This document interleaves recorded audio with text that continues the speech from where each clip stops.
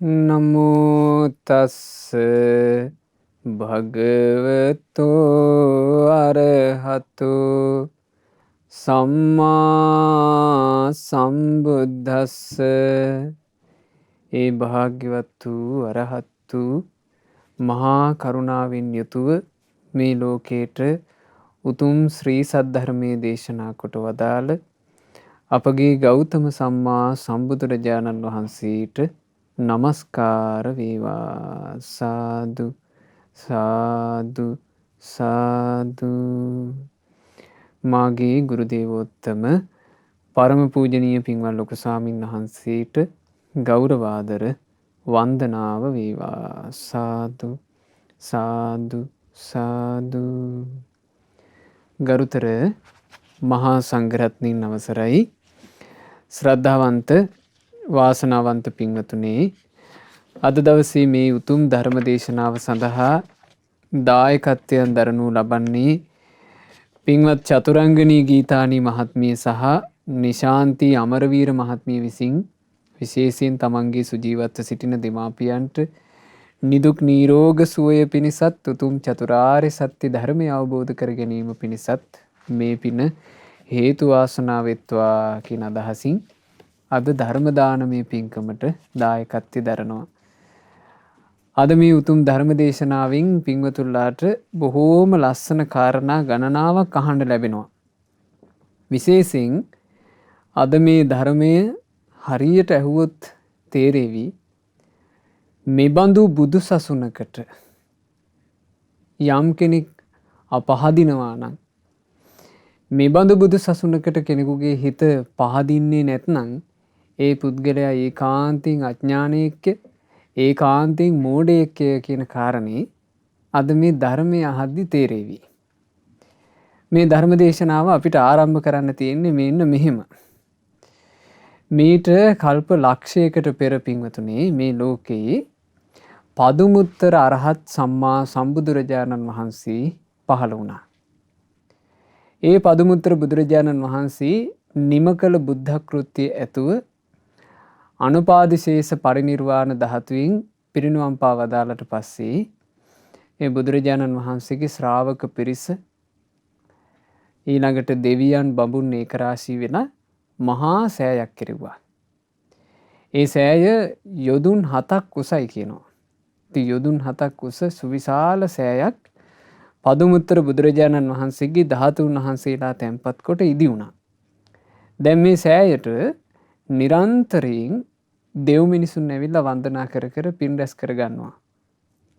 දවසක් ඔය සෑය වඳින්ට යනවා එක්තරා දිනිඳු මිනිසෙක්. මේ දිනිඳු මිනිසයා සෑය වඳින්ට යනකොට සෑරජාණන් වහන්සේ උදෙසා කෙරෙන පුද සත්කාර, සෑරජාණන් වහන්සේ උදෙසා අනින් මිනිස්සු කරන පූජා ආදිය දැකලා හරියට හිත පැහැදුනා. හිත පැහැදිලා කල්පනා කළා, අනේ මටත් මගේ අතින් බුදුරජාණන් වහන්සේව පුදන්ට ඇත්නම්, මටත් මේ බුදුරජාණන් වහන්සේ උදෙසා යමක් පූජා කරලා පින්පුරා ගන්නට ඇත්නම්. එහෙම හිතනකොට මේ දුගියාට මතක් වෙනවා, මා සන්තක එකම වස්තුව, මංගාව තියෙන එකම වටින දේ මගේ මේ උඩුකයට පොරවගෙන ඉන්න උතුරු සළුව. ගමනක් බිමනක් යනකොට උඩුකය වහගන්න තිබුණ සළුවක්. ඒ සළුව විතරයි මේ දුගියාට තියෙන වටින දේ. මේ කල්පනා කළා, බුදුරජාණන් වහන්සේ උදෙසා මම මගේ මේ එකම වටිනා වස්තුව, මංගාව තියෙන එකම අනර්ඝ වස්තුව මම පූජා කරනවා. මේ මගේ උතුරු සළුව බුදුරජුන්ගේ මහසෑයට දජයක් වේවා. එහෙම හිතුවා. ඒ ළඟට වෙන්න තිබුණා කොඩියකට මේ මිටක් විදිහට ගන්න පුළුවන් යන් දණ්ඩක්.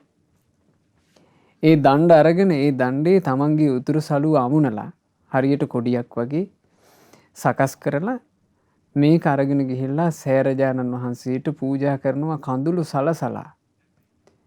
දැන් මේක සාමාන්‍යයෙන් අනිත් මිනිස්සු කරන පූජාවල් අතරේ ගත්තොත් එහෙම බොහොම පොඩි දෙයක්. නමුත් මේ දුගී මිනිසයාට තියෙන වටිනාම දේ ඒක අතහරිනකොට දෑහෙට කඳුළු ආවා. ඉතිපිසෝ භගවා අරහං සම්මා සම්බුද්ධෝ කිය කිය බුදුගුණ කිය කියා දැන් ඔහු කඳුළු සලසල මේ පූජාව කරනවා. ඒ කාලේ පින්වතුනි මේක දෙව් මිනිසුන් විසින් එකතු වෙලා ඉදි කරපු සෑයනේ. ඔය සෑ රජාණන් වහන්සේගේ කටයුතු භාරව හිටියේ, උපස්ථාන භාරව හිටියේ අභිසම්මත කියලා යක්ෂයෙක්. මේ යක්ෂයා දැක්කා හරි පහන් සිතින් මේ දුගියා තමන්ගේ පූජාව කරන්නේ. මොහුගේ ප්‍රසාදේ වැඩි වෙන දෙයක් මං කරන්න ඕන කියලා මේ අභිසම්මත යක්ෂයා අර පූජා කරපු කොඩිය අතින් ගත්ත කියනවා. කොඩිය අරගෙන මේ යක්ෂයා දැන් සෑරජානන් වහන්සේව ප්‍රදක්ෂිනා කරනවා අහසේ. දැන් මේකේ අසිරිය තමයි සෑරජානන් වහන්සේ වටේ ප්‍රදක්ෂිනා කරන යක්ෂයාව පේන්නේ කාටවත්. වඳින්න ඇවිල්ලා ඉන්න මිනිස්සුන්ට පේන්නේ මේ යක්ෂයාව. හැබැයි නිකන් අර පූජා කරපු කොඩිය සෑය වටේ යනවා වගේ පේනවා. ඉතින් මෙතන ඉන්න දෙනෝ 1000ක් මිනිස්සු සාදුකාර දුන්නා මේ අසිරිය දැකලා. ඒ මේ සලුව පූජා කරපු දුගියාට අප්‍රමාණ ප්‍රීතියක් හටගත්තා. ඉතින් ওই පින්කම කරගත්තේ පදුමුත්තර බුද්ධ ශාසනේ සෑය පිදූ පිනක්. ඒ සෑය පිදූ පින්වන්තයා ඒ ජීවිතින් මිය පරලෝ ගිහිල්ලා ආයේ සංසාර ගමනේදී කාශ්‍යප බුද්ධ ශාසනේ ඔහු ඉපදිලා හිටියේ දෙව්ලොව. ඒ දෙව්ලොව ඉපදිලා ඉන්නකොට කාශ්‍යප බුදුරජාණන් වහන්සේ උදෙසාත් මේ මනුස්ස ලෝකේ දෙව් මිනිසුන් එකතු වෙලා සෑයක් කෙරෙව්වා. ඒකට හේතුව පින්වතුනි කාශ්‍යප බුදුරජාණන් වහන්සේ පිරිනුවම් පෑවේ ධාතුන් වහන්සේලා විසිරෙන්ට අදිෂ්ඨාන කරලා නෙවෙයි. ධාතුන් වහන්සේලා ඒක ඝන වෙන්න අදිෂ්ඨාන කරලා. ඒක එක එක බුදුරජාණන් වහන්සේගෙන් බුදුරජාණන් වහන්සේට වෙනස් වෙන දෙයක්. ඇතැම් සම්මා සම්බුදුරජාණන් වහන්සේලා පිරිනුවම් පානකොට ධාතුන් වහන්සේලා විසිරෙන්ට අදිෂ්ඨාන කරනවා. දැන් අපේ ගෞතම රහත් සම්මා සම්බුදුරජාණන් වහන්සේ පිරිනුවම් පෑවේ ධාතුන් වහන්සේලා විසිරෙන්ට අදිෂ්ඨාන කරලා. ඒ නිසා භාග්‍යතුන් වහන්සේගේ ධාතුන් වහන්සේලා වන්දනා කරන්න ධාතු සෑය දෙව්ලොවත් තියෙනවා. බඹලොවත් තියෙනවා. මනුලොවත් නානා ප්‍රදේශවල තියෙනවා. නාග ලෝකෙත් ධාතු වදිනවා. ධාතු විසිරෙන්ට අදිෂ්ඨාන කරපු නිසා. හැබැයි කාශ්‍යප බුදුරජාණන් වහන්සේ ධාතු ඒක ඝන වෙන්න අදිෂ්ඨාන කළා. එතකොට සිද්ධ වෙන්නේ සම්බුදුරජාණන් වහන්සේගේ උතුම් ශ්‍රී දේහය හරියට ඝන රණින් කරපු පිළිමයක් වගේ ඒක ඝන වෙනවා. එතකොට තියෙන්නේ සෑයක් කරවන්ට සම්බුදු සිරුර පමණයි. ඉතින් කාශ්‍යප බුදුරජාණන් වහන්සේ උදෙසා ඒ නිසා දෙව් මිනිස්සු හැමෝම එකතු වෙලා එකම එක සෑයක් කෙරෙව්වා. ඒක යොදුනක් උසයි. ওই යොදුනක් උස සෑයේ මතු පිට ගඩොල් ටික ඔක්කොම කෙරෙව්වේ දෙවිවරු. දෙවිවරු දෙව්ලොවින් රණින් කර වූ ගඩොලින් මේ සෑරජන් වහන්සේ ලස්සන කෙරෙව්වා කියනවා. ඒ නිසා මේ සෑය සාමාන්‍යයෙන් පේන්නේ බාහිරට රත්තරන් පාටට. ඒ නිසා තුන් ලෝකේම කාශ්‍යප බුදුරජාණන් වහන්සේගේ සෑය හැඳින්වුවේ ස්වර්ණ මහා සෑය, රන්වන් සෑය කියලා. ඕන් ඔය ස්වර්ණ මහා සෑයේ අප උපස්ථාන බාර වුණේ, සෑය ආරක්ෂා කරන්න බාර වුණේ ඒ දෙවියාට. එතකොට පදුමුත්තර බුද්ධ ශාසනයේදී සෑරජාන් වහන්සේ උදෙසා දජයක් පූජා කරලා පින් කළා. කාශ්‍යප බුද්ධ ශාසනයේදී කාශ්‍යප බුදුරජාණන් වහන්සේගේ උතුම් ධාතු සෑය ආරක්ෂා කර කර පින් රැස් කළා. ආන්නේ පින්වන්තයා මේ ගෞතම බුදුරජාණන් වහන්සේගේ උතුම් බුද්ධ ශාසනයේ පවතින කාලේ සවැත් නුවර උපන්නා උපවාන. සමහර විට ඔබ මේ නම අහලා ඇති. උපවාන. මේ උපවාන තරුණ වයසේදීම අනේපිඬු සිටුතුමා විසින් දෙව්රම් විහෙර පූජා කරන දිනේ තිබ්බ බුද්ධානුභාවය දැකලා තමයි හිත පැහැදිලා ගෞතම ශාසනය මහාන වුණේ. මහාන වෙලා පින්වතුනි ඉතින් ඒ විස්තර උපවාන ස්වාමීන් වහන්සේ සම්බන්ධ වෙන කරුණු කාරණා බොහෝමයක් සූත්‍ර පිටකයේ තුල අන්තර්ගත වෙනවා. මේ උපවාන මහරහතන් වහන්සේ කියලා කියන්නේ මේ ගෞතම බුද්ධ ශාසනයේ අගතනතුරු ලැබූ කෙනෙක් නෙවෙයි. හැබැයි මහානුභාව සම්පන්න භික්ෂුවක්. ඒ ආනුභාවයේ තේරෙනවා උන්වහන්සේ නොබෝ කලකින්ම සියලු කෙලෙස් නැසලා රහතන් වහන්සේ නමක් බවට පත් වුණා. සසරේ පින් කරගෙන තිබුණ නිසා උන්වහන්සේගේ ආනුභාවයේ තේරෙන හොඳම තැන තමයි උන්වහන්සේගේ ආනුභාවයේ කොතරම්ද. අපේ ගෞතම අරහත් සම්මා සම්බුදුරජාණන් වහන්සේ අපි සරණ ගියපු ශාස්ත්‍රූන් වහන්සේ නිම කරනා ලද බුද්ධ කෘත්‍ය ඇතිව කුසිනාරාවේ උපවර්තන ශාල වන උද්‍යානයේ යමක ශාලරුක් අතරේ පැන වූ පිරිනිවන් සයනයේ බුදුරජාණන් වහන්සේ සැතපුණා. ඒ බුදුරජාණන් වහන්සේ පිරිනිවන පිණිස යලි නොනැගිටින්නෙමි අදිෂ්ඨාන කොට ඒ සැතපුණු මොහොතේ උපවාන මහරහතන් වහන්සේ සමීපයට වෙලා පවන් සලනවා. ඒ පවන් සලද්දී භාග්‍යතුන් වහන්සේ උපවාන තෙරුන් වහන්සේට කියනවා, පින්වත් භික්ෂුව ඔබ ඔතනින් ඉවත් වෙන්න. ඔබ තථාගතයන් වහන්සේ සමීපේ ඉන්න ඕනේ නැහැ කිව්වා. එතකොට උපවාන ස්වාමීන් වහන්සේ වෙන භික්ෂුවකට අර පවන් සලන චාමරය දීලා ඉවත් වුණා. ආනන්ද ස්වාමීන් වහන්සේට හරි දුක හිතුණා. උපවාන තෙරුන් වහන්සේ කියලා කියන්නේ බුදුරජාන් වහන්සේට බොහෝ කාලයක් ආදරයෙන් උපස්ථාන කරපු උපස්ථායක භික්ෂුවක් විදිහටත් හිටපු කෙනෙක්. ඇයි බුදුරජාණන් වහන්සේ මේ අන්තිම වෙලාවේ උපවානයන් වහන්සේව බැහැර කළේ? ආනන්ද ස්වාමීන් වහන්සේ භාග්‍යතුන් වහන්සේගෙන් විමසනවා, ස්වාමීනි භාග්‍යතුන් වහන්සේ අපගේ උපවානයන් වහන්සේව තථාගතයන් වහන්සේ බැහැර කළේ ඇයි? බුදුරජාණන් වහන්සේ වදාලා, පින්වත් ආනන්ද, මේ තථාගතයන් වහන්සේ පිරිනිවන් පාන්නට සූදානම් වෙන වෙලාව. මේ වෙලාවේ මේ අහස් ගැබේ ආනන්දේ ඔබට නොපෙනුනාට දස දහසක් ලෝක ධාතු වලින් දෙවිවරු ඇවිල්ලා පිරී ඉතිරි ඉන්නවා.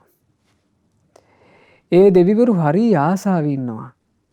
අනේ මේ අන්තිම මොහොතේ අපිට තථාගතයන් වහන්සේව දැක ගන්න ඇතිනම්.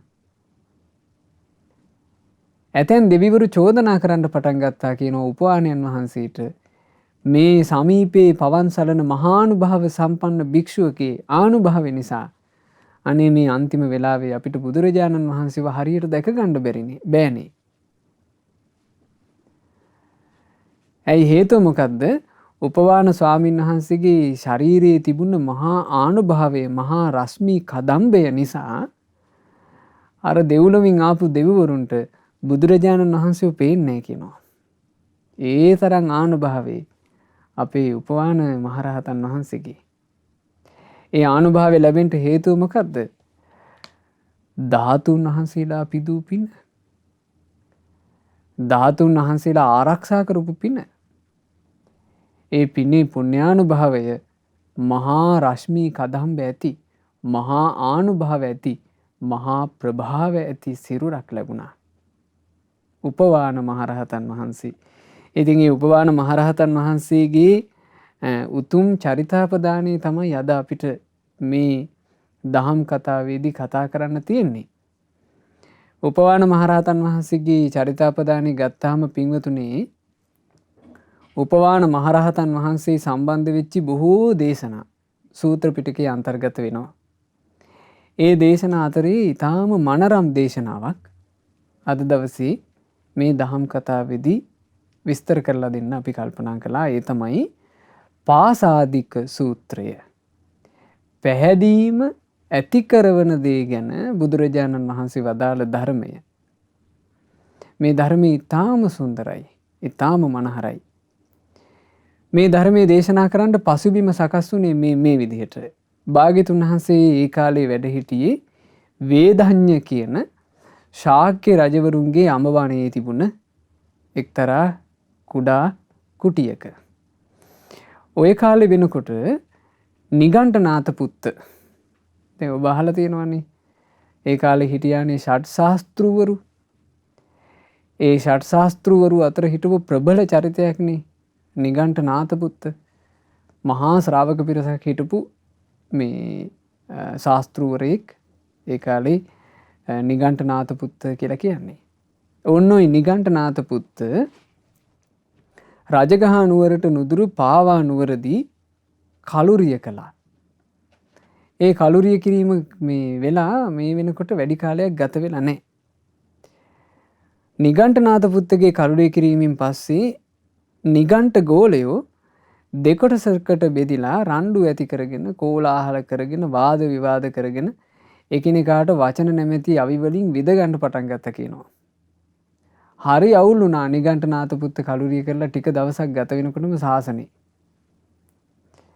එතකොට මේ කොටින්ම නිගණ්ඨනාත පුත්තගේ ශ්‍රාවකයෝ බවට පත් වෙලා හිටපු ගිහි පිරිස, ඒ ගිහි පිරිසට පවා එපා වුණා කියනවා මේ නිගණ්ඨනාත පුත්‍රයන් කාලක්‍රියා කරලා ඒ මතකයේ ඉවත් වෙන්නත් කලින් මේ ගෝලයන්ට කිසි හික්මීමක් නැහැ කියලා අර ගිහි පිරිස පවා හරි මේ කනගාටුවට පත් වුණා කියනවා. ඉතින් ඔහොම සිද්ධියක් වුණා. ওই සිද්ධිය වෙන කාලේ චුන්ද සාමණේරයන් වහන්සේ වැඩ ඉඳලා තියෙන්නේ පාවා නුවර. ඉතින් පාවා නුවර ඉඳලා චුන්ද සාමණේරයන් වහන්සේ ඔය සිදුවීම කියන්ටම වැඩම කළා අපගේ ආනන්දයන් වහන්සේ ළඟට.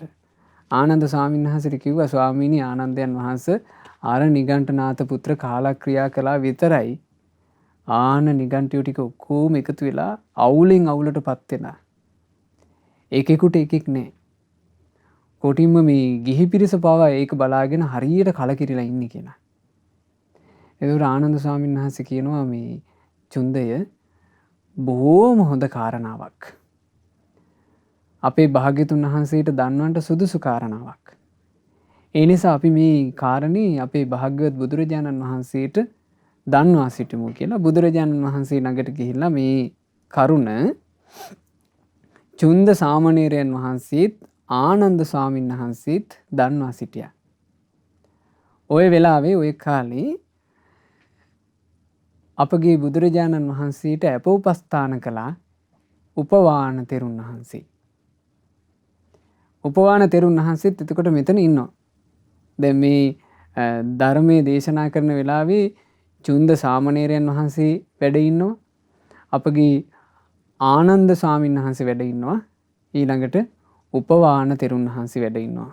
බුදුරජාන් වහන්සේ වදාලා චුන්දය දුරාඛාත ශාසනයක් තුල යමක් සිදු වෙන්න ඕනද ඒක තමයි ඔය සිද්ධ වුණේ කිව්වා. දුරාඛාත කියලා කිව්වේ මොකද්ද පින්වතුනි?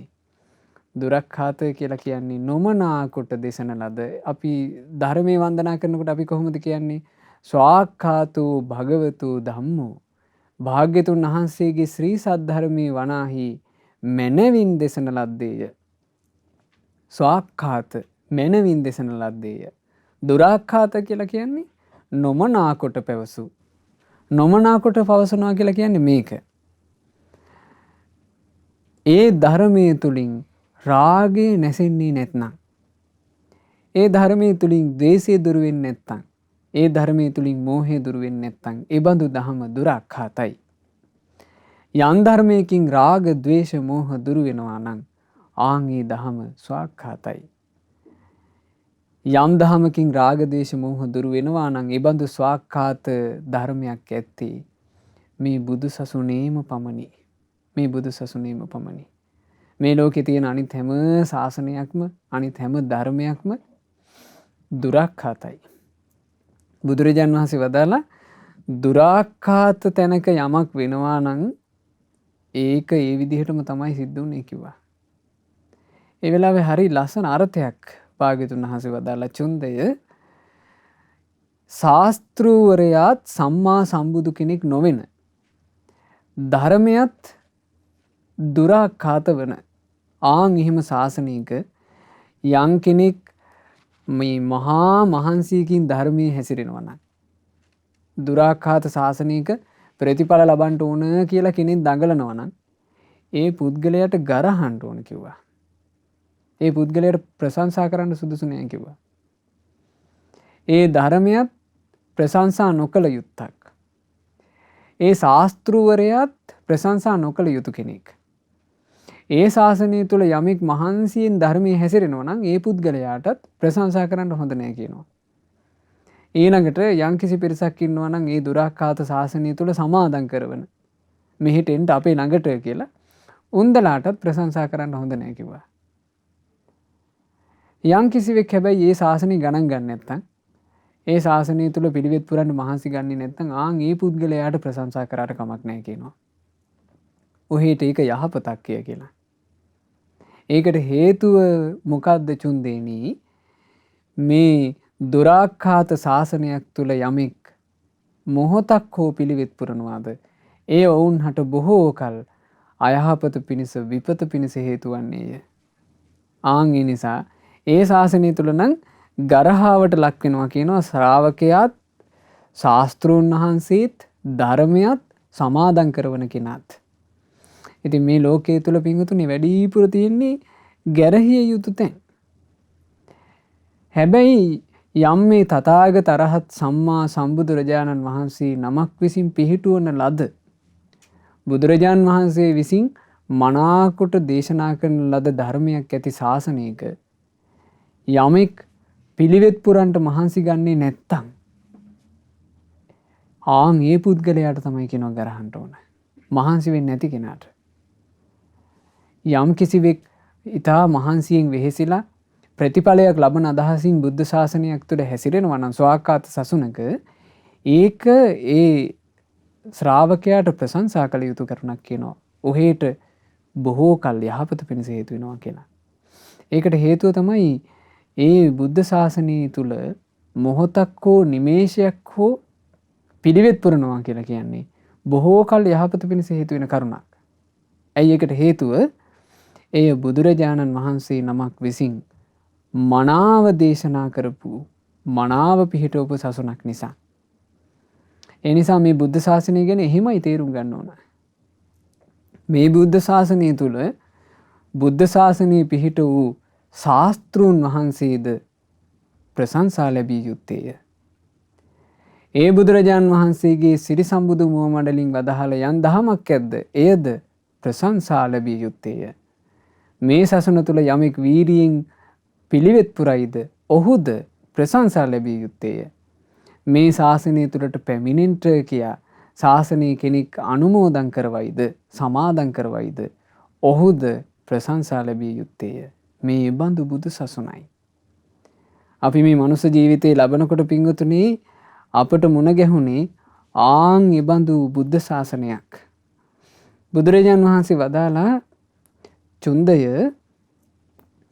මෙහිලා අරහත් වූ සම්මා සම්බුදුරජාණන් වහන්සේ නමක් මේ ලෝකේ පහළ වෙලා ඒ බුදුරජාණන් වහන්සේ විසින් මේ මනවින් ධර්මයේ දේශනා කරලා තියෙද්දී ඒ බුදුරජාණන් වහන්සේ ධර්මයේ දේශනා කළාට මොකද ඒ බුදුරජාණන් වහන්සේට බැරි වෙනවා කියනවා සද්ධර්මයේ අර්ථ හොඳට අවබෝධ කරවන්නට. ඊළඟට මුළුමනින්ම පිරිසුදු පිරිපුන් විදිහට බඹසර ජීවිතය ගැන කියලා දෙන්න ඒ බුදුරජාණන් වහන්සේට බැරි වෙනවා කියනවා. ඒ කියන්නේ බුදු කෙනෙක් ලෝකේ පහළ වෙලා ඒ බුදුරජාණන් වහන්සේ යම් ධර්මයක් දේශනා කරනවා. නමුත් ඒ ධර්මයේ අර්ථ මනාකොට පැහැදිලි කරලා දීලා බුද්ධ ශාසනයේ තුන් ලෝකේ පුරා ප්‍රචලිත කරවන්න බැරි වෙනවා. ඒ කිව්වේ බුදු කෙනෙකුට බුද්ධ කෘත්‍ය කරගන්න බැරි වුණා කියලා හිතමු. ඒ බුද්ධ කෘත්‍ය හරියට කරපු නැති ශාස්ත්‍රුන් වහන්සේ පිරිනිවන් පෑවොත් නම් ශ්‍රාවකයන්ට ඒක දුක් වෙන්න කාරණාවක් කියනවා. ඒකට හේතුව අනේ අපගේ භාග්‍යතුන් වහන්සේ පිරිනිවන් පෑවා අපේ ශාස්ත්‍රුන් වහන්සේ පිරිනිවන් පෑවේ මේ ධර්මයේ හරියට තෝරලා දෙන්නේ නැතුවනේ කියලා. හැබැයි මහණෙනි යම්කිසි සම්මා සම්බුදුරජාණන් වහන්සේ නමක් මනාකොට නිම කරනා ලද බුද්ධ කෘත්‍ය ඇතිවනම් පිරිනිවන් පාවදාලේ ඒ කරුණින් ශ්‍රාවකයා සතුටු වෙන්න ඕන කියනවා. ශ්‍රාවකයාට තැවෙන්න කාරණාවක් නෙමෙයි කියනවා ඒක. ඒ ශ්‍රාවකයට හැමතිස්සෙම ශාස්ත්‍රුන් වහන්සේ ගැන තව තවත් ශ්‍රද්ධාවට එන්න පුළුවන්. අනේ අපගේ භාග්‍යතුන් වහන්සේ ජීවමානව වැඩ හිටපු කාලේ ඒ බුදුරජාණන් වහන්සේ මනාකොට ඊතා මෙනවින් මේ ශාසනය පිහිටෙව්වා. එතනදී බුදුරජාණන් වහන්සේ මේ විදිහට චුන්ද මේ ස්වාමීන් වහන්සේට මේ කාරණේ පැහැදිලි කරනවා. මේක මේ දේශනාව තුළ විස්තර වෙන විදිහ හරිම සුන්දරයි. ඉදපන චුන්ද සත්තාච ලෝකේ උදපාදී අරහං සම්මා සම්බුද්ධෝ. චුන්දේනි මෙහිලා අරහත් සම්මා සම්බුදු වූ ශාස්ත්‍රුන් වහන්සේ නමක් ලෝකේ පහළ වෙනවා. ධම්මෝච ස්වාක්ඛාතෝ සුපවේදිතෝ නීයානිකෝ උපසම සංවත්තනිකෝ සම්මා සම්බුද්ධ පවේදිතෝ. ඒ බුදුරජාණන් වහන්සේ විසින් මනාකොට මනවින් කෙලෙස් නැසීම පිණිස කෙලෙස් සංසිඳීම පිණිස පවතින ආකාරයෙන් ධර්මයක් දේශනා කරනවා. විඤ්ඤාපි තත්තා චස්ස හොන්ති ශාවකා සද්ධම්මේ කේවලංච තේසම් පරිපූර්ණං බ්‍රහ්මචර්යං ආවී කතා හෝති.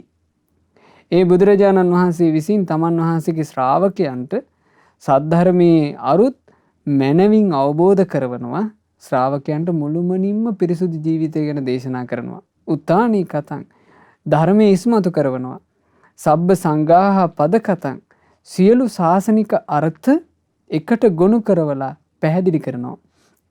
සප්පාටි හීර කතං ප්‍රාතිහාර්ය සහිතවම දහම් දේශනවා. යාව දේව මනුස්සයෙහි සුප්පකාසිතං යන්තාක් දේව මිනිසුන් අතර බුද්ධ ශාසනය ප්‍රචලිත වෙනවාද ඒ තාක්ම බුද්ධ ශාසනය ප්‍රචාරය කරවනවා. ආන් එසේ ප්‍රචාරය කරවීම අපේ ශාස්තෘන් වහන්සේ විසිනුත් කළා.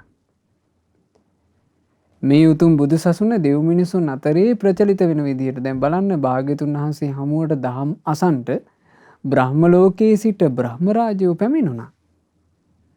බුදුරජාන් වහන්සේ අභිමුඛයේ දහම් අසන්ට දෙව්ලොවින් දෙවිවරු පැමිණුණා. බුදුරජාණන් වහන්සේගේ ශාසනෙත් එක්ක සම්බන්ධ වුණා නාගලොව නාග පිරිවර. ඊළඟට බුදුරජාණන් වහන්සේ සම්මුඛයට ඇවිල්ලා අසුරයෝ පවා දහම් කතා කළා. හැමතැනම අපේ ගෞතම බුදුරජාණන් වහන්සේගේ උතුම් බුදු සසුන ප්‍රචලිත වුණා.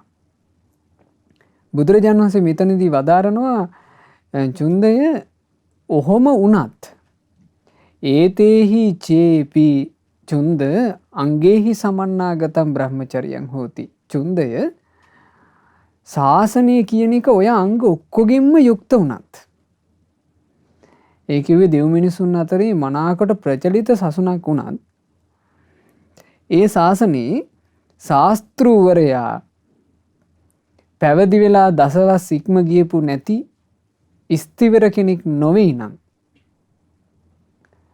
ශාස්ත්‍රඥ වහන්සේට මේ සම්බුදු සසුන පිහිටවලා අවුරුදු 10ක්වත් නැත්තම් ඒ ශාස්ත්‍රඥ වහන්සේ ස්ථිවර බවට පත් නොවුණු නිසා ඒ ශාසනය එපමණකින් අසම්පූර්ණයි කියනවා. ඒ කියන්නේ බුදුරජාන් වහන්සේ ඒ ශාස්ත්‍රඥ වහන්සේ යම් ධර්මයක් දේශනා කරාට ඒ දේශනා කරපු ධර්මය දේශන ශාස්ත්‍රඥ වහන්සේ අඩු ගානේ අවුරුදු 10ක්වත් ඉඳලා නැහැ.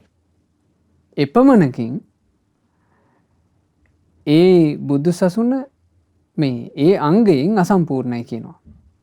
බුදුරජාන් වහන්සේ වදාළ නමුත් චුන්දය තථාගතයන් වහන්සේගේ බුදු සසුන එලෙසින් අසම්පූර්ණ නොවේ. හේතුව බුදුරජාන් වහන්සේ මේ උතුම් ශ්‍රී සද්ධර්මයේ දේශනා කරමින් 45 වසරක් වැඩ හිටියා. ඊළඟට ශාස්ත්‍රවරයා ස්ථවිර බවට පත් වුණත් ඒ ශාස්ත්‍රඥ වහන්සේට නැත්තම් ව්‍යක්ත විනීත විශාරද අරහත්වයට පත්වෙච්චි සද්ධර්මයේ විස්තර වශයෙන් මේ පවසන්න පුළුවන් උපදින අනිත් මත ඛණ්ඩනය කරන්න පුළුවන් හොඳ ධර්මදර විනයදර ස්ථවිර ශ්‍රාවකයෝ එහෙම ශ්‍රාවකයෝ නැති ශාසනයේ අඩුපාඩුවක් තියෙනවා කිව්වා. නමුත් මේ බුදු සසුනේ ඒ අඩුපාඩුවද නැත්තේය. මේ ගෞතම බුදු සසුන තුල ඒ බඳු ස්ථවිර ශ්‍රාවකයෝ දැන් අපි ගත්තොත් එහෙම අපගේ සාරිපුත්ත මහරහතන් වහන්සේ, අපගේ මහා මොග්ගල්ලාන මහරහතන් වහන්සේ, මහා කස්සප මහරහතන් වහන්සේ මේ බඳු උතුම් රහතන් වහන්සේලා අපිට කොච්චර වැඩ හිටියද මේ බුදු සසුනේ. මේ බුද්ධ ශාසනය තුල ඒ බඳු මහානුභාව සම්පන්න ශ්‍රාවකයන් වහන්සේලා වැඩ හිටියා. ඒ ශ්‍රාවකයන් වහන්සේලාගේ ආනුභාවයේ ආශ්චර්යය යතෙන් අවස්ථාවල එක් අවස්ථාවක තියෙනවා අපේ මහා මොග්ගල්ලාන මහරහතන් වහන්සේ වැඩම කළා දෙව්ලොවට. තව්තිසා මුගලන් මහරහතන් වහන්සේ තව්තිසාවට වැඩි සග්දෙවිඳුගෙන් යම් කාරණයක් අසා ගන්නට. මුගලන් මහරහතන් වහන්සේ සග්දෙවිඳුගෙන් ඇහුවා මේ කාරණේ. අහපුවාම සග්දෙවිඳුට මේ කාරණේ මතක නෑ අහපු එක. එතකොට සග්දෙවිඳු කලේ මට මතක නෑ ස්වාමීනි කියන්නේ නැතුව සග්දෙවිඳු පෙන්නන්න පටන් ගත්තා කියනවා මේ දෙව්ලොව තියෙන එක එක අසිරිමත් තැන්. ස්වාමීනි ওই කාරණේට වඩා වටිනවනේ මම මේ සුරාසුර යුද්ධය දිනුවට පස්සේ මං මැව්වා වෛජයන්ති ප්‍රාසාදේ. ස්වාමීනි ඒක නෙවෙයි බලන්න තියෙන ලස්සන කියලා. මුගලන් මහරහතන් වහන්සේ එකතු කරගෙන ගියා කියනවා වෛජයන්ති ප්‍රාසාදේ බලන්න. මුගලන් මහරහතන් වහන්සේ ඒ වෙලාවේ අර මහා දෙව් පිරිස මැද මේ වෛජයන්ති ප්‍රාසාදය තමන් වහන්සේගේ එරදීන් කුඹල් සකක් කරකනවා වගේ කැරකිව්වා. මේ මනුලොව නෙවෙයි තව්තිසාවේ. දෙවිවරු ඔක්කොම සංවේගයට විස්මයට පත් වුණා. මුගලන් මහරහතන් වහන්සේ ওই කටයුත්ත කළා වැඩම කළා. වැඩම කරාම අනිත් දෙව්දූලා සක්දෙව්දූ වට කරගෙන ඇහුවා කියනවා ඈ දේවේන්ද්‍රය ඒ ඔබගේ ශාස්ත්‍රුන් වහන්සේද? ඔය ඇවිල්ලා ගියේ ඔබේ ශාස්ත්‍රුන් වහන්සේද කියලා. එතකොට සක්දෙව්දු කියනවා නෑ නෑ ප්‍රියම්බිකාවිනි ඔය ඒ ශාස්ත්‍රුන් වහන්සේ නෙවෙයි ඔය ශ්‍රාවකෙක්. එතකොට ඒ දෙව්දූලා පුදුමයටපත් වුණා කියනවා හප්පේ ශ්‍රාවකයන් වහන්සේ නමකගේ ආනුභාවය මෙච්චර නම් ඒ ශාස්ත්‍රුන් වහන්සේ කොච්චර ආනුභාව ඇතිද? ඉතින් මේ බුද්ධ ශාසනය කියලා කියන්නේ එහෙම ආනුභාව සම්පන්න භික්ෂූන් වැඩ හිටපු බුදු සසුනයි. සම්පූර්ණයි මේ බුද්ධ ශාසනය. ඒ බඳු ඉස්තවර භික්ෂූන් විතරක් නෙවෙයි වැඩ හිටියේ. මහානුභාව සම්පන්න මධ්‍යම වස් ඇති භික්ෂූන් වැඩ හිටියා. නවක භික්ෂූන් වැඩ හිටියා. මහානුභාව සම්පන්න ස්ථවිර ශ්‍රාවිකා භික්ෂුණිය වැඩ හිටියා. මධ්‍යම වස් ඇති ශ්‍රාවිකා භික්ෂුණිය වැඩ හිටියා. නවක ශ්‍රාවිකා භික්ෂුණිය වැඩ හිටියා. ඊළඟට මේ බුද්ධ ශාසනය ඇතුලේ බුදුරජාණන් වහන්සේගේ ධර්මදර විනයදර මාතෘකාදර උපදින යන්ගේ මතවාද ඇද්ද ඒ මතවාද ඛණ්ඩනය කරන්න පුළුවන් තරම් අතිශයින් දක්ෂ වුණ මේ බ්‍රහ්මචාරී උපාසකවරු මේ බුද්ධ ශාසනයේ හිටියා. දැන් අපි ගත්තොත් චිත්තග්‍රහපති හත්තාලවක උග්ග වගේ ආනුභාව සම්පන්න මේ ගිහි ශ්‍රාවකයෝ මේ බුද්ධ ශාසනයේ වැඩ හිටියා. මේ බුද්ධ ශාසනයේ ඒ බඳු ශ්‍රාවකයන්ගෙන් හිස් නැහැ.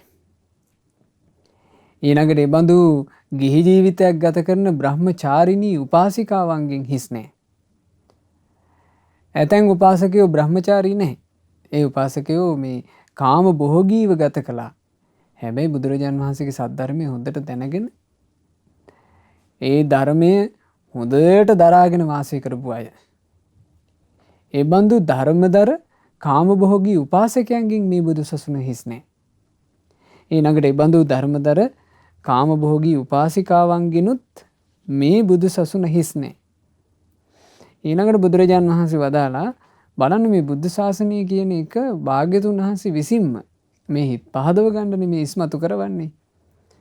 බුදුරජාණන් වහන්සේ වදාලා චුන්දය ඔය ඔක්කොම සම්පූර්ණ වුණත් යම් සසුනක් ලාභයෙන් සහ යසපිරිවරින් අගපත් වෙන්නේ නැත්නම් ඒ කාරණින් ඒ ශාසනයේ අසම්පූර්ණයි.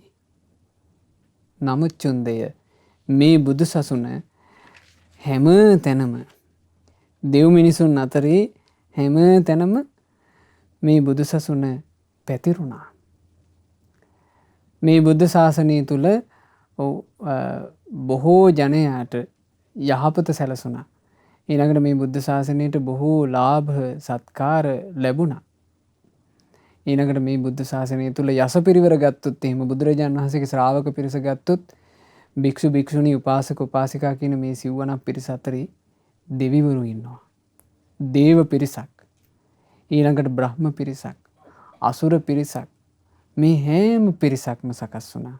බුද්ධ ශාසනයේ හිත් පහදව ගත්ත. ඒ නිසා බුදුරජාණන් වහන්සේ දේශනා කළා ඒ කාරණේ මෙන්න මෙහෙම. යාවතාකෝ චුන්ද ඒත රහි සත්තාරෝ ලෝකේ උපන්නා නාහං චුන්ද අඤ්ඤං ඒක සත්තාරම්පි සමනුපස්සාමි ඒවං ලාභග්ග යසග්ග පත්තං යතාරි වහං. හරි ලස්සනයි. චුන්දය මෙකල මේ ලෝකේ යන්තාක් ශාස්ත්‍රූවරු පහළ වී ඉන්නවාද ඔවුන් අතරේ තථාගත අරහත් සම්මා සම්බුදුරජාණන් වහන්සේ තරම් ලාභ සත්කාරයෙන් හා යස පිරිවරින් මුදුන්පත් වෙච්චි එකම එක ශාස්ත්‍රූවරයෙක්වත් මම නොදකිමි. යාවතා කෝපන චුන්ද ඒතරහි සංඝෝවා ගණෝවා ලෝකේ උප්පන්නෝ නාහං චුන්ද අඤ්ඤං ඒක සංඝම්පි සමනුපස්සාමි එවං ලාභග්ගය සග්ගපත්තං යතරිවායන් චුන්ද බික්ඛු සංඝෝ. පින්වත් චුන්දේ මෙකල්හි යන්තාක් සංඝ පිරිසක් හෝ සමූහයක් හෝ ලෝකේ පහළ වී ඉන්නවාද තථාගත අරහත් සම්මා සම්බුදුරජාණන් වහන්සේගේ ශ්‍රාවක වූ භික්ෂු සංඝයා තරම් ලාභ සත්කාර සහ යස පිරිවර ඇති වෙන එකඳු සංඝ පිරිසක්වත් බුදු ඇසින් නොදකිමි. බුද්ධ ශාසනයට හිත පැහැදිච්ච හැම දිනාට හිත සන්තෝෂ කරගන්න පුළුවන් මේ දේශනාවෙන්. ඒ හින්දා තමයි මේ දේශනාවට කිව්වේ පාසාදික සදහැ සිත් ඇති හැම දිනා තුළ තව තවත් පැහැදීම ඇති කරවන දෙසුම.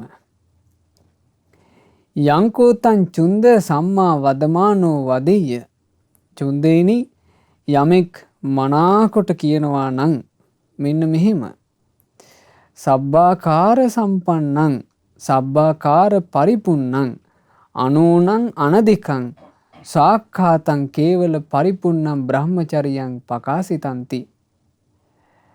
සියලු අයුරින්ම සම්පූර්ණ වූ සියලු අයුරින්ම පරිපූර්ණ වූ අඩුත් නැති වැඩිත් නැති මනවින් පවසන ලද මුළුමනින්ම පිරිසිදු පිරිපුන් පාරිශුද්ධ ජීවිතයක් ප්‍රකාශ කරන්නේ මේ ප්‍රකාශ කරනු ලබන්නේ කියලා යමකට කියනවා නම් එහෙම කිව යුත්තේ බුද්ධ ශාසනයට කියනවා. මේ බුද්ධ ශාසනය තමයි මුළුමනින්ම සම්පූර්ණ සබ්බාකාර සම්පන්නං හැම අංගයකින්ම අනුනයි. අඩුත් නෑ වැඩිත් නෑ. බුද්ධ ශාසනයේ ශාස්ත්‍රුන් වහන්සේ විසින් මනාකොට දේශනා කළා. මේකේ හොඳ අර්ථයක් තියෙනවා. බුදුරජාන් වහන්සේ 45 වසරක් පුරාවට යම්කිසි ධර්මයක් දේශනා කළාද යම්කිසි සසුනක් පැනෙව්වද පින්වතුනේ සසුන අඩුත් නැති වැඩිත් නැති සසුනයි.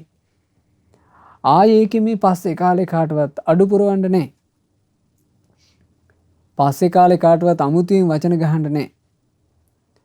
බුදුරජාන් වහන්සේ ශාසනය පිහිටුවලා අවසන් ශ්‍රාවකයන්ට තියෙන්නේ ඒ පිහිට වූ සසුන දේශනා කරන්නටයි. ඒ පිහිට වූ සසුන් මඟ පැහැදිලි කරලා දෙන්නටයි. ආන්නේක හොඳට පැහැදිලි වෙනවා මේ දේශනාවෙන්. බුදුරජාන් වහන්සේ වදාලා චුන්දේනි ඔය උද්දක රාමපුත්ත කියන මේ පුද්ගලයා මෙන්න මෙහෙම කතාවක් කියනවා. ඒ කියන්නේ දැක්ක විට නොදකී කියලා මෙන්න මෙහෙම වචනයක් කියනවා. කවුද? උද්දක රාමපුත්ත.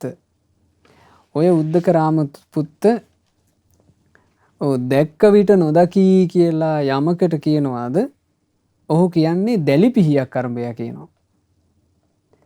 ඒ දැලිපිහිය අරඹය මොකද්ද මේ දැක්ක විට නොදකී කියලා කියන්නේ? ඔහු කියන්නේ මෙන්න මෙහෙම එකක් කියනවා. දැලිපිහියේ දැලිපිහිය ගත්තාම දැලිපිහියේ පේන්න තියනවා කියනවා තලේ. හැබැයි මුව හත පේන්නේ නැහැ කියනවා. ඔය වගේ මේ උද්දක රාමපුත්ත දැක්ක විට නොදකී කියලා කියන්නේ වැඩකට නැති එකට. හැබැයි චුන්දය යමකට දැක්ක විට නොදකී කියලා කියනවා නම් බුද්ධ ශාසනයට තමයි කියනවා ඒක කියන්න ඕන. ඇයි එහෙම එසේ කිය යුත්තේ? මේ බුද්ධ ශාසනයේ කිසිම අඩුවක් නැති නිසා කියනවා. ඒ කියන්නේ මේ බුද්ධ ශාසනයේ බුදුරජාණන් වහන්සේ වදාලා කුමද්ද පේන්න තියෙන දේ මේ බුද්ධ ශාසනය තුල පේන්න තියෙන්නේ කිසිවකුන් අඩු නැති මනාව පිරිපුන් පිරිසිදු ජීවිතේ උපදව ගන්න ප්‍රතිපදාව මේ බුද්ධ ශාසනය ඇතුලේ පේන්න තියෙනවා කියනවා. ඒක තමයි දකින්න තියෙන දේ. නොදකින්න තියෙන දේ මොකද්ද? කාටවත් කියන්න බෑ කියනවා. මේ බුද්ධ ශාසනයට තව මේ කෑල්ල එකතු වුණා නම් තවත් ලස්සනයි. එහෙම කියන්න කෑල්ල නෑ කියනවා. එහෙම අඩුවක් නෑ. අහවල් තැන එකතු වුණා නම් හොඳයි කියලා කියන්න එකක් නෑ. ඊළඟට තව කාටවත් මෙහෙම කියන්නත් බෑ කියනවා. මේ බුද්ධ ශාසනය තුල අහවල් කෑල්ල නොතිබුණා නම් හොඳයි. එහෙම කියන්නත් බෑ කියනවා. බුද්ධ ශාසනය තමයි මනාව දේශනා කරපු අඩු වැඩි නැතුව බුදුරජාණන් වහන්සේ විසින් පනවන ලද සසුන. ඒ ශාසනය ගැන කෙනෙකුට හිත පහදින්න බොහෝ කාරණා මේ මොකද්ද මේ දේශනාවේ නම පාසාදික කියන උතුම් සූත්‍ර දේශනාව තුළ අන්තර්ගත වෙනවා. මේක තියෙන්නේ පින්වතුනේ දීඝනිකාය පොත් වහන්සේගේ. ඉතින් මේ දේශනාවේ තියෙන සියලු කාරණා තෝරන්ට අපිට කාල වේලාව මේ දේශනාවේදී මදි. ඒ නිසා කෙනෙක් මේ පාසාදික සූත්‍රය කියවනවා නම් ඒ කෙනාට කියව ගන්න පුළුවන්. දීඝනිකායේ මේ දේශනාව අන්තර්ගත වෙනවා. පාසාදික සූත්‍රයේ අවසන් වෙන්නේ මෙන්න මේ විදිහට. බුදුරජාණන් වහන්සේ වදාලා ඉතිකෝ චුන්ද අතීතානාගත පච්චුප්පන්නේසු ධම්මේසු තථාගතෝ කාලවාදී භූතවාදී අත්ථවාදී ධම්මවාදී විනයවාදී තස්මාත් තථාගතෝ තිවුච්චති. චුන්දේනි අතීත අනාගත වර්තමාන ධර්මයන්හි තථාගතයන් වහන්සේ කාලයේ දැනුම කියන්නේය. සිදු වූ දෙයක්ම කියන්නේය. යහපත් දෙයක්ම කියන්නේය. ධර්මයේම කියන්නේය. විනයම කියන්නේය. එහෙයින් තථාගතයයි කියනු ලැබේ. බුදුරජාන් වහන්සේ ධර්ම දේශනා කළේ මේ විදිහට. මේ අතීත අනාගත වර්තමාන කියන තුන් කාලයේම දැක්ක බුදුරජාණන් වහන්සේ මේ ලෝකයට යම් දහමක් දේශනා කළා නම් හරසුන් කිසිවක් බුදුරජාණන් වහන්සේ වදාළේ නැහැ. අතීතය ගැන බුදුරජාණන් වහන්සේ දේශනා කළේ අර්ථවත් දෙයක්මයි. අතීතයේ සිද්ධ වෙච්ච සිදුවීම් මහා ගණනාවක් තිබුණට බුදුරජාණන් වහන්සේ දේශනා කළේ ශ්‍රාවකයෙකුගේ ජීවිතයට අවශ්‍ය ටික විතරයි. වර්තමානයේ ගැන වුණත් බුදුරජාණන් වහන්සේ බොහෝ දේ දැන හිටියාට සියල්ල දැන හිටියාට බුදුරජාණන් වහන්සේ වදාළේ ශ්‍රාවකයෙකුට අවශ්‍ය ටික විතරයි. අනාගතය ගැන වුණත් බුදුරජාණන් වහන්සේ ධර්මයේ දේශනා කරනකොට ඒ ධර්ම දේශනාව තුළ වදාළේ ශ්‍රාවකයෙකුට අවශ්‍ය ටික විතරයි. ඔක්කොම කිව්වේ නෑ. ඒකේ බුදුරජාණන් වහන්සේ නිකලෙස් නිසා. කෙලෙස් සහගත කෙනානේ තමන්ගේ දන්න ඔක්කොම ටික කියන්න දඟලන්නේ. නමුත් බුදුරජාණන් වහන්සේට තිබුණේ අනුකම්පාවක්. යමක් ධර්මාවබෝධයට උපකාර වෙනවාද ඒ උපකාර වෙන දේ විතරමයි බුදුරජාණන් වහන්සේ වදාළේ. ඒ නිසා කියනවා තථාගත යංචකෝ චුන්ද සදේවකස්ස ලෝකස්ස සමාරකස්ස සබ්‍රහ්මකස්ස සස්සමන බ්‍රාහ්මනියා පජාය සදේව මනුස්සාය. චුන්දේනි දෙවියන් මරුන් බඹුන් සහිත සමන බ්‍රාහ්මණයන් සහිත මේ දෙව් මිනිස් ප්‍රජාවෙන් යුතු ලෝකේ මේ ලෝක සත්වයා දිට්ඨං සුතං මුතං විඤ්ඤාතං යමක් දකිනවාද යමක් අහනවාද යමක් ආග්‍රහණය කරනවාද රස විඳිනවාද කයින් පහසක් ලබනවාද යමක් හිතින් දැනගන්නවාද පත්තං යමක් ප්‍රාර්ථනා කරනවාද පරියේසිතං යමක් හොයනවාද අනුවිචරිතං මනසා යමක් සිතින් මෙනෙහි කරනවාද සබ්බන්තං තථාගතේන අபிසම්බුද්ධං ඒ සියල්ල බුදුරජාණෝ අවබෝධ කරන ලද්දේය. තස්මා තථාගතෝති උච්චති. එනිසා තථාගතයයි කියනු ලැබේ. ඊළඟට බුදුරජාණන් වහන්සේ දේශනා කළා යංච චුන්ද රත්තිං තථාගතෝ අනුත්තරං සම්මා සම්බෝධින් අபிසම්බුජ්ජති. චුන්දේනි යන් රාත්‍රියක තථාගතයන් වහන්සේ උතුම් ශ්‍රී සම්බුද්ධත්වයේ සාක්ෂාත් කළාද යංච රත්තිං අනුපාදිසේසාය නිබ්බාන ධාතුයා පරිනිබ්බායති. යං රාත්‍රියක තථාගතයන් වහන්සේ අනුපාදිශේෂ පරිනිර්වාණ ධාතුවින් පිරිනිවන් පා වදාළසේක්ද යං ඒ තස්මින් අන්තරේ ඔය අතරතුර කාලේ තථාගතයන් වහන්සේ භාසති ලපති නිද්දිස්සති යමක් දේශනා කරාද යමක් පිහිටෙව්වාද යමක් පැනෙව්වාද සබ්බන්තං තතේව හෝති නෝ අඤ්ඤතා ඒ ඔක්කොම ඒ විදිහටමයි සිද්ධ වෙන්නේ වෙන විදිහකට සිද්ධ වෙන්නේ. තස්මා තථාගතෝති උච්චති. එනිසා බුදුරජුන්හට තථාගතයයි කියනු ලැබේ. යථාවාදී චුන්ද තථාගතු තථාකාරී. චුන්දේනී තථාගතයන් වහන්සේ යමක් පවසන්නේද එසේම කරන්නේය. යථාකාරී තථාවාදී යමක් කරන්නේද ඒ අයුරින්ම කියන්නේය. ඉති යථාවාදී තථාකාරී යථාකාරී තථාවාදී ඔය අයුරින් තථාගතයන් වහන්සේ කියන දේම කරන නිසාත් කරන දේම කියන නිසාත් තස්මා තථාගතෝ තිබුච්චති. බුදුරජාන් වහන්සේට මේ ලෝකේ තථාගත කියලා කියනවා. ඉතින් මේ අපේ ශාස්ත්‍රූන් වහන්සේ තමයි මේ ලෝකේ පින්වතුනේ එහෙම අසිරියක් ඇතුව වැඩ හිටියේ. කියන දේම කරන කෙනෙක් ඇද්ද? කරන දේම කියනා කෙනෙක් ඇද්ද? ඒ වනාහි තථාගත අරහත් සම්මා සම්බුදුරජාණෝම පමණි. එනිසාය බුදුරජුන්හට තථාගත කියා කියන්නේ. ඉතින් මේ විදිහට හිත පහදව ගන්න. අද කාල වේලාවට අනුරූප විදිහටයි අපිට මේ ධර්ම පරියාය මේ ධර්මය කියලා දෙන්න වෙන්නේ. බුදුරජාණන් වහන්සේ ওই විදිහට හරීම ලස්සනට තථාගතයන් වහන්සේගේ අසිරිය තථාගතයන් වහන්සේ පිහිට වූ සම්බුද්ධ ශාසනය අසිරිය. දැන් බුදුරජාණන් වහන්සේගේ බුද්ධ ශාසනය ගැන කෙනෙකුට කොච්චර හිත පහදවන්න පුළුවන්ද? මේ බුදුරජාණන් වහන්සේ මේ දේශනාව තුළ වදාරන ධර්මයන් ඉගෙන ගන්නකොට. ඇයි මේ බුද්ධ ශාසනය සම්බන්ධයෙන් අපිට වෙන ආය සාක්ෂිකාරයෝ ඕනේ? අපේ බුදුරජාණන් වහන්සේම වදාලා තථාගතයන් වහන්සේ යමක් වදාරනවද ඒක ඒ විදිහටමයි සිද්ධ වෙන්නේ. වෙන විදිහකට වෙන්නේ නැහැ. එහෙනම් බුදුරජාණන් වහන්සේ නිවන පිණිස අපිට යමක් වදාළද ඒක එදාත් එහෙමයි අදත් එහෙමයි අනාගතෙත් එහෙමයි. ඒ නිසා කෙනෙකුට හොඳින් හිත පහදවගෙන සම්බුදු සසුනේ හැසිරෙන්න පුළුවන්. මේ ධර්මය අහපුවම උපවාන තෙරුන් වහන්සේට හරියට හිත පැහැදුනා. උපවාන තෙරුන් වහන්සේ පිටිපස්සෙන් පවන් සලමින් හිටියේ. උපවාන තෙරුන් වහන්සේ කියනවා ස්වාමීනි භාග්‍යතුන් වහන්සේ හරි ලස්සන ධර්ම පරියායක්. ස්වාමීනි මේ ධර්ම පරියායේ නම මොකද්ද?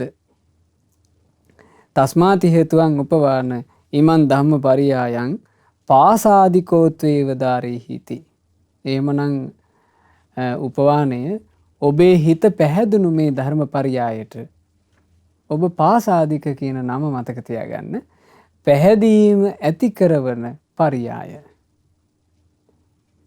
ඒ නිසා තමයි මේ දේශනාවට පාසාදික කියන නම යෙදුනේ. ඉතින් ওই පාසාදික සූත්‍රය දේශනා කරනකොට උපවාන තෙරුන් වහන්සේ ඒ අසල හිටියා. උපවාන තෙරුන් වහන්සේ කියලා කියන්නේ පින්වතුනේ බුදුරජාණන් වහන්සේට ආදරෙන් උපස්ථාන කරපු කෙනෙක්.